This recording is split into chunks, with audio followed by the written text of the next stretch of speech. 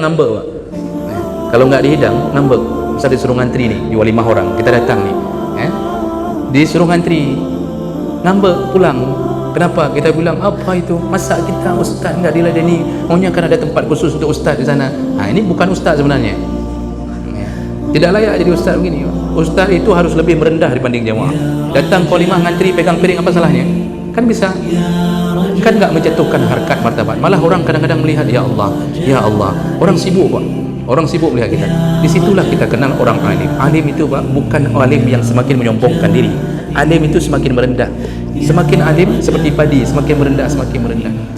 Dari gaya kita salaman dengan orang, kalau model-model merasa diri berilmu kasih tangan, langsung model kayak gini.